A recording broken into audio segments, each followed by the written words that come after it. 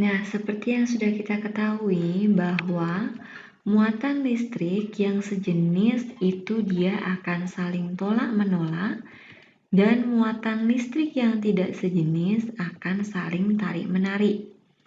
Nah, besarnya gaya tarik-menarik dan tolak-menolak itu dia berbanding lurus dengan muatan dan berbanding terbalik dengan kuadrat jarak antara dua muatan tersebut. Nah, ini kita kenal dengan yang namanya hukum Coulomb ya. Jadi di kelas 9 kemarin kalian sudah sempat bahas tentang hukum Coulomb. Jadi kita sedikit mereview. Nah, hukum Coulomb itu dinyatakan dengan persamaan Fu sama dengan K kali Q1 kali Q2 per R kuadrat. Nah, Fu di sini adalah gaya Coulomb di udara dengan satuan Newton. Kemudian K itu adalah konstanta kesetimbangan dengan satuan Newton meter persegi per kolom persegi. Nah, besarnya K itu sama dengan 1 per 4 pi kali pepsilon 0 dengan harga pepsilon 0 itu adalah 8,85 kali 10 pangkat min 12 kolom kuadrat per Newton meter kuadrat. Nah, untuk gaya Coulomb, K yang kita gunakan itu besarnya adalah 9 kali 10 pangkat 9 meter persegi per kolom persegi. Kemudian Q1 dan Q2 itu adalah muatan listrik dengan satuan Coulomb. Kemudian R itu adalah jarak dengan satuan meter. Nah, dari gaya tarik menarik dan tolak menolak di udara, kita bisa menentukan besarnya gaya Coulomb suatu medium dengan menggunakan persamaan 1/per epsilon R dikali dengan Fu. Ya, jadi Fm itu adalah gaya Coulomb di suatu medium dan epsilon R ini adalah permitivitas relatif. Nah, dengan E itu sama dengan ER kali dengan epsilon 0. Dengan epsilon itu adalah permitivitas dari bahan yang akan kita hitung. Nah, ini merupakan rumus baku tentang gaya Coulomb. Jadi, ini sudah pernah kalian pelajari.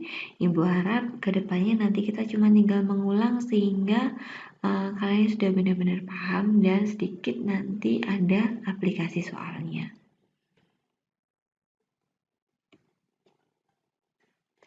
Nah, kemudian ada sedikit tambahan untuk tipe soal.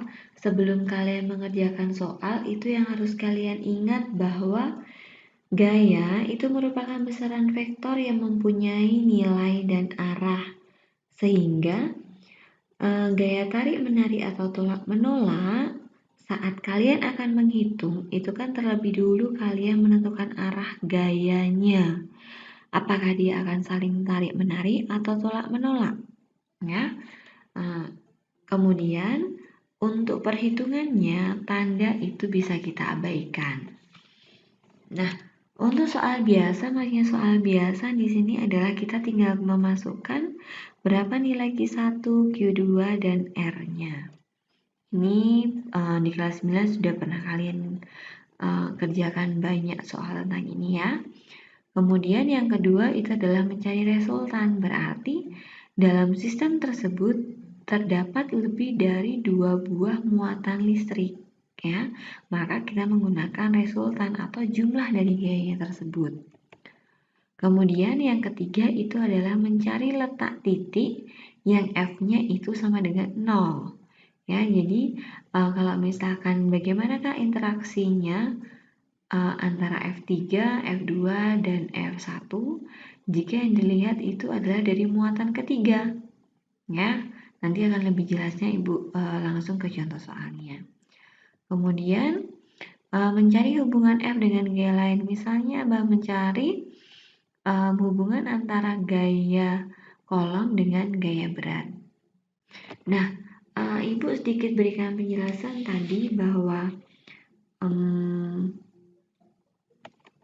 gaya itu dia merupakan besaran vektor sehingga dia mempunyai nilai dan arah. Nah, contohnya ada di sini misalkan ada 3 buah muatan, ya. Ini Q1 dia bernilai positif, kemudian Q2 dia juga bernilai positif, kemudian di sini Q3 dia bermuatan negatif. Ya, kalian diminta untuk menentukan besarnya gaya kolom di muatan yang kedua atau ini Ibu singkat dengan F2. Ya, ingat tanda positif dan negatif di sini untuk menentukan gaya interaksi yang terdapat pada Q2. Jadi, sebelum kalian melakukan perhitungan, kalian harus tentukan dulu bagaimanakah gaya interaksi antara muatan Q1 dengan Q2, kemudian gaya interaksi antara Q dengan Q3.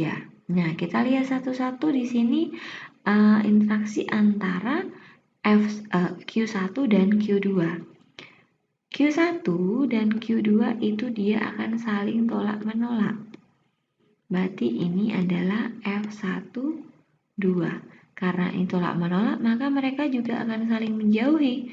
Maka di sini adalah F2, 1. Ya, maksudnya apa F1, 2 dan F2, 1?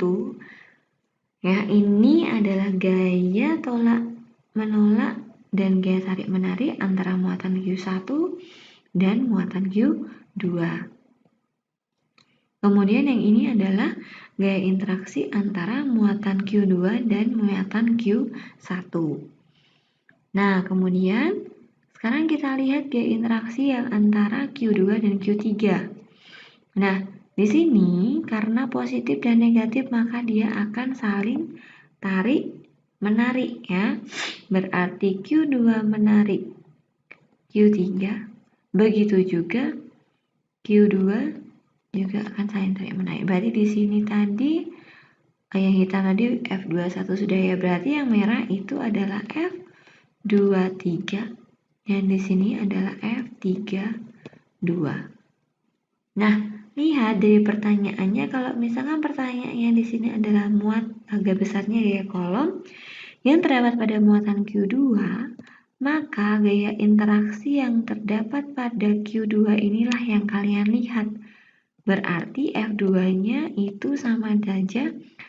Ya, kuncinya kalau ke kanan, maka dia akan bertanda positif. Kemudian kalau ke kiri, maka dia akan bertanda negatif. Nah, karena ini semua ke kanan, maka nilai F23-nya itu ditambah dengan F21. Ya, ini untuk menentukan arah dari masing-masing gaya sebelum kita masukkan ke perhitungan.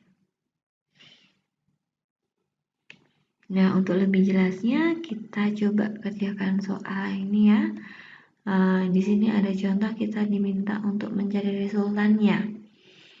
Ya, misalkan di sini dari soalnya 3 partikel bermuatan listrik masing-masing berada pada posisi satu garis lurus seperti pada gambar di bawah.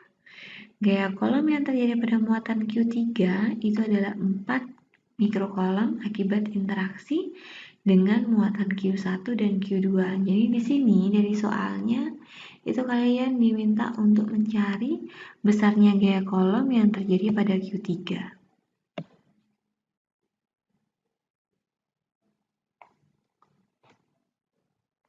Nah, pertama yang kita tentukan adalah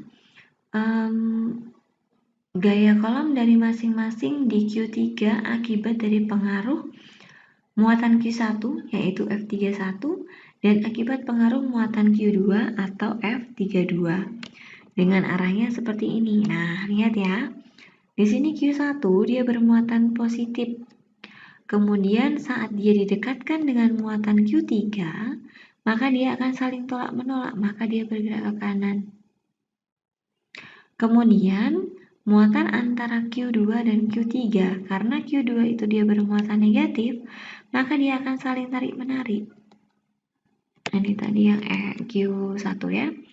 Jadi dia akan saling tarik-menarik. Kemudian karena di sini yang diminta itu adalah pengaruh muatan dari Q3, maka semuanya itu kita lihat dari Q3. Ya. Nah, setelah kita uraikan masing-masing gayanya, jangan lupa satuannya harus kita rubah terlebih dahulu. Jadi semuanya itu harus dalam sistem SI. Karena tadi masih dalam mikrokolom, besarnya satu mikrokolom itu adalah 10 pangkat min 6 kolom. Nah, di sini yang pertama yang kita cari adalah F31-nya. Ya, F31 itu sama dengan K kali Q1 kali Q2 per R31 kuadrat. Nah, kita tinggal memasukkan angka-angkanya sehingga diperoleh nilai F31 itu besarnya adalah 1,15 Newton. Kemudian, kalau F31-nya sudah ketemu, maka kita bisa mencari besarnya F32, berarti muatan 3 dan muatan 2 yang kita gunakan di sini dan jaraknya itu adalah jarak dari Q3 ke Q2. Nah, persamaan sudah ketemu, tinggal kita masukkan angka-angkanya sehingga di situ diperoleh F32 itu besarnya adalah 2,7 Newton. Nah, karena masing-masing gaya F31 dan F32 berada pada sumbu segaris, ya tadi kan dia berada pada sumbu segaris, maka untuk mencari resultan itu cukup kita gunakan prinsip penjumlahan. Tadi sempat Ibu singgung ya. Jadi kita bisa menggunakan prinsip penjumlahan. Kalau dia ke kanan maka kita beri tanda positif, kemudian kalau ke kiri berarti kita beri tanda negatif ya. Nah, sehingga dari situ kita bisa menentukan besarnya F3. F3 itu sama dengan min 32 ditambah dengan F31. Besarnya F32 itu adalah min 27 Newton ditambah dengan 1,2 Newton. Sehingga besarnya F3 itu adalah 1,5 Newton. Nah, jadi besarnya gaya kolom pada muatan Q3 itu adalah sebesar 1,5 Newton dengan arah ke kiri. Kenapa kita bisa tentukan arah ke kiri? Lihat di sini hasilnya itu adalah negatif. Kalau negatif maka dia bertanda berarti dia ke arah kiri. Kalau dia hasilnya adalah positif maka dia ke arah kanan gitu ya. Nah, setelah dari contoh soal ini, maka tugas kalian itu adalah mengerjakan satu soal ini.